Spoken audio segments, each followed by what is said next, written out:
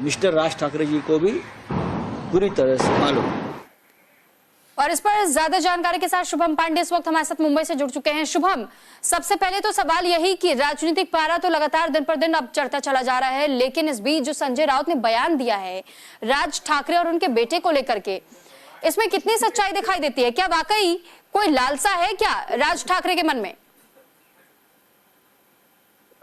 देखिए, मुंबई के माहिम विधानसभा क्षेत्र राज ठाकरे ने अपने बेटे अमित ठाकरे को विधानसभा चुनाव का टिकट दिया है। देखिए, अब जिस तरह से बीजेपी की तारीफ हो या लोकसभा चुनाव से पहले बीजेपी के प्रति राज ठाकरे का जो सकारात्मक बातें हैं वो सामने आई थी, उसके बाद से लगातार जो विपक्ष में बैठी पार्टियां जैसे शिवसेना, वो यही कह रहे हैं कि यही वो राज ठाकरे हैं जो कुछ साल पहले बीजेपी को महाराष्ट्र में या मोदी अमित शाह को महाराष्ट्र में नहीं आने की बातें कर रहे थे, अपने सभाओं में करते थे, एक्टिंग करते थे, लेकिन अब उनके सुर बदल गए। देखिए, राजनीतिक भविष्य चिंता हर पिता को अपने पुत्र के लिए होती है कि उसका राजनीतिक भविष्य क्या होगा। देखिए, ये सीट ऐसी है जहां पर राज ठाकरे खुद रहते हैं, माहिम विधानसभा क्षेत्र।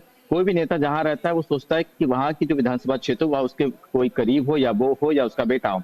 इसी वजह से देखिए, अब ये चर्चा का विषय बन चुका है कि आखिर अमित ठाकरे का भविष्य क्या होगा अगर वहां के जो स्थानीय विधायक है वो शिंदे गुट का है, शिंदे गुट की तरफ से उतारा गया, वहां पे लगातार शिवसेना का विधायक था। ऐसे में उनका नॉमिनेशन वापस होना ये कहीं के दर्शाता है कि शायद जो जिस तरह से राज ठाकरे ने लोकसभा चुनाव में बिना शर्त समर्थन दी थी, अब विधानसभा चुनाव में वो कह रहे हैं कि ये सीट छोड़ दीजिए, मेरे बेटे को जीतने दीजिए। इसी बात को लेकर संजय राउत लगातार ये बात कह रहे हैं कि भाई अपने बेटे का भविष्य सुधारने के लिए ही राज ठाकरे के सुर बदल गए। और जाहिर सी बात है, जिस तरह से कुछ साल पहले क्लिप देखिए बॉडी देखिए कि गुजराती पैटर्न को महाराष्ट्र में नहीं आने देंगे, यहाँ पे उनका क्या काम है, महाराष्ट्र को तबाह कर, ऐसी सही कई सारी बातें हुआ करती थी। लेकिन अब सारी चीजें बदल गई, सारी हिंदुत्व की बातें हो गई, देश के विकास की बातें हो गई। इसी बात को लेकर अब विपक्ष जो है वो उन पर हमलावर होते हुए दिखाई दे रहा है। बिल्कुल शुभम, और इससे पहले जिस तरीके की राजनीति हमने महाराष्ट्र में देखी थी, जब बाला साहेब ठाकरे हुआ करते थे तो वो भी इसी तरीके से कहते थे कि पहले महाराष्ट्र के लोगों को हक मिलना चाहिए और फिर किसी अन्य राज्य को।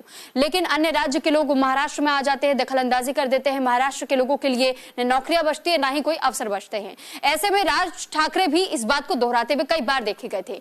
लेकिन अब जब ऐसा स्टेटमेंट आ जाता है, देवेंद्र फडणवीस उनके बेटे को समर्थन भी कर देते हैं, तो ऐसे में लाजमी है कि दूसरी पार्टियां तो इस बात को लेकर के सवालिया निशान उन पर खड़े करेगी ही। लेकिन ये वही राज ठाकरे जो कि कल तक तो बयान दे रहे थे खिलाफ में, अब ऐसे में अगर वो समर्थन में बयानबाजी कर रहे हैं बीजेपी की या उनके नेताओं की, तो फिर आम जनता के मन को कैसे भाप पाएंगे? क्या वो भरोसा जीत पाएंगे आम जनता का?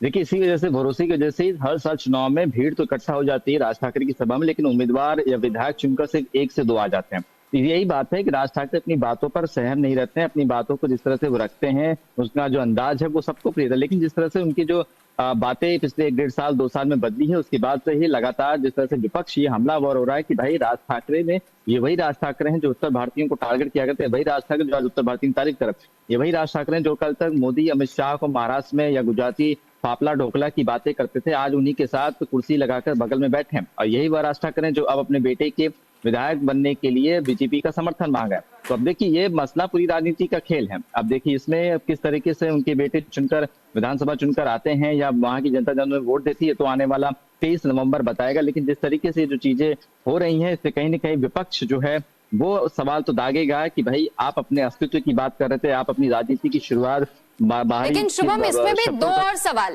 सवाल ये भी कि जब देवेंद्र फडणवीस अगर राज ठाकरे के बेटे को समर्थन दे रहे हैं, तो यानी कि क्या अपनी उम्मीदवारी यहां से शिंदे गुट या बीजेपी की ओर से इस सीट को क्या खाली कर दिया जाएगा? इस पर सहमति बन जाएगी।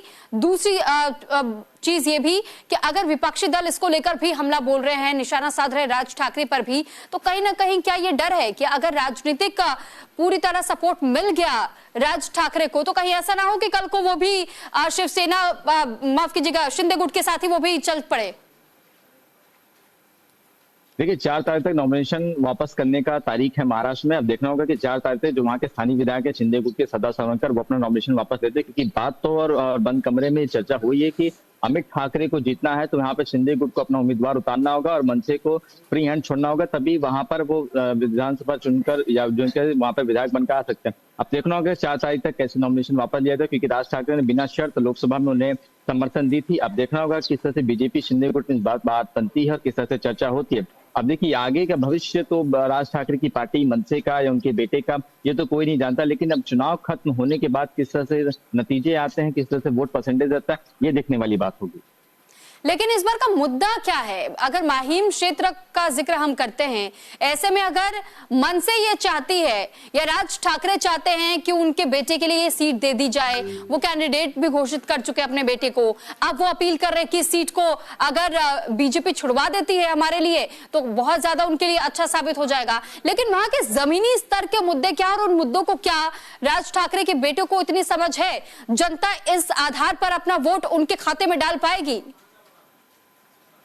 देखिए जिस क्षेत्र में जो माहिम दादर विधानसभा क्षेत्र है, ये मराठी माणूस का क्षेत्र कहा जाता है, मराठी वोट बैंक यहाँ पर जाता है। देखिए ये राज ठाकरे के बेटे अमित ठाकरे के लिए पहली मर्तबा वो चुनाव लड़ रहे हैं, इससे पहले कोई चुनाव लड़ रही है। अब राजनीति की समझ जनता के बीच किस तरह जाते हैं, उनकी जो भाषण होते हैं, क्या अपने पिता की तरह वो भी भाषण रखते हैं, लोगों को भरोसा दिला सकते हैं, ये भी सबसे अहम बात होती है, सबसे मजबूत होती है। या फिर अपने पिता के नाम पर विधायक बन के आ जाएंगे, ये देखने वाली बात होगी। जनता किस तरह से सपोर्ट करती है देखने वाले, क्योंकि उस सीट पर कांग्रेस ने भी अपने उम्मीदवार उतारे हैं और माफ कीजिए उद्धव ठाकरे ने भी अपने उम्मीदवार उतारे। अब देखना होगा कि इस लड़ाई में किस तरह से अमित ठाकरे जीत पाते हैं और आने वाला वक्त ही बताएगा। लेकिन जिस तरीके से ये जो क्षेत्र है, जो इलाका है, वहां पर मुद्दे तो कोई नहीं है, क्योंकि बहुत विकसित एरिया है, तो विकास की बात छोड़ दीजिए, बात होती है स्थानीय मुद्दों को आवाज उठाना, और एक विधायक का चेहरा होता है कि जो इस क्षेत्र के लिए काम करे। अब देखना होगा कि वहां की जनता क्या इन्हें पहली बार मौका देती है या विधानसभा भेजती है, क्योंकि आज तक अमित ठाकरे ने कोई चुनाव नहीं लड़ा, कोई सभा नहीं ली है, सभा में उस तरह की बातें भी नहीं होती है। तो अब देखना बड़ा दिलचस्प होगा कि किस तरह से उनके लेकिन लिए शुभम, सवाल तो जमीर का भी बनता है। जब राज ठाकरे का जिक्र आता है, मनसे पार्टी का जिक्र आता है, तो वो अपने आप को बार बार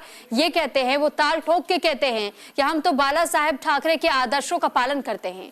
और फिर कई बार हमने देखा है कि वो मन से बहुत ज्यादा अग्रेसिव नेता के तौर पर भी उभरे हैं राज ठाकरे।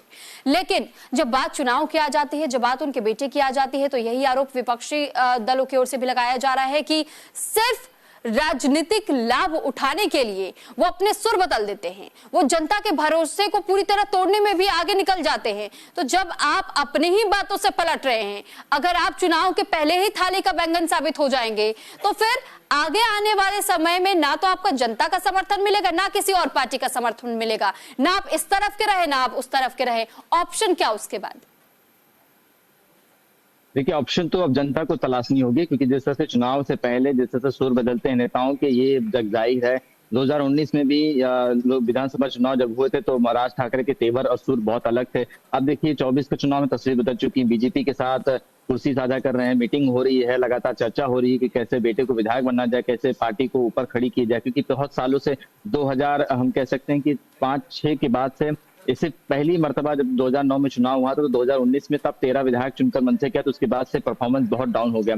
अब देखिए अब विधानसभा चुनाव फिर सर पर है, तो ऐसे में किस तरह से आगे बढ़ते हैं, किस तरह से अपनी पार्टी को बांटते हैं, ये देखने वाली बात होगी। और किस तरह किस पार्टी के साथ क्या जनता के बीच जो बातें उन्होंने रखी थी वो उनका से किस तरह से समर्थन मिलता है, ये भी बड़ा दिलचस्प हो जाता है। तो अब देखना होगा कि चलिए, बहुत धन्यवाद।